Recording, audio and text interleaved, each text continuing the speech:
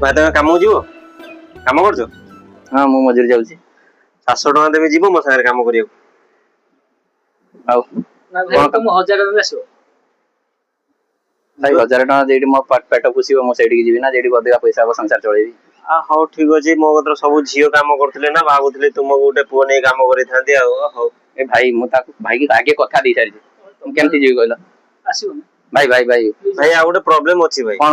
ଆଉ ଝିଅ ମାନେ ସବୁ ବସିକି ଖାଇବେ ତାଙ୍କ ସହିତ ତୁମେ ବି ବସିକି ଖାଇବ। ଭାଇ ମୁଁ କରିବି କାମ କରିବି ଭାଇ ମୁଁ କରିବି। ଭାଇ ଆଉ ଗୋଟେ ବି ପ୍ରୋବ୍ଲେମ ଅଛି। ଏ ରହ ଭାଇ ଭାଇ ଗୋ କାମ କର ଖାଲି ଭାଇ ଆଉ ଗୋଟେ ବି ପ୍ରୋବ୍ଲେମ ଅଛି। ଭାଇ ସବୁ ଝିଅ ମାନଙ୍କୁ ସବୁଦିନ ଗୋଟିଏ ବାଇକ କରି ତାକୁ ନେଇକି ଯିବାକୁ ଛାଡିବ। ଭାଇ ମୁଁ ଯିବି ଯିବ ନା? କାମ କେଇଠି କଣ କରିବି? ଆଉ ଗୋଟେ ବି ପ୍ରୋବ୍ଲେମ ଅଛି। ଆଉ କଣ? ଭାଇ ଝିଅ ଗୁଡା ଟିକେ ନଟଖଟି ଅଛନ୍ତି ଛେଡା ଛେଡି ଚଳିବ ଚଳିବ ନା?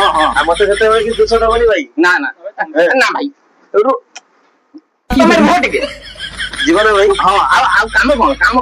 ଭାଇ କାମ ଆଉ ଏତିକି ବାସ ଆଉ କିଛି ପ୍ରୋବ୍ଲେମ ନାହିଁ କିନ୍ତୁ ଏତିକି ପ୍ରୋବ୍ଲେମ ଡେଲି ବାଇକରେ ଯୋଉ ଛାଡ଼ିବାକୁ ଯିବି ସବୁଦିନ ରାଜି ଯିବ ନା? ମୁଁ କଥା ଦେଇ ସାରିଛି ପ୍ଲିଜ ତମେ ଏଠୁ ଯାଅ ଚାଲ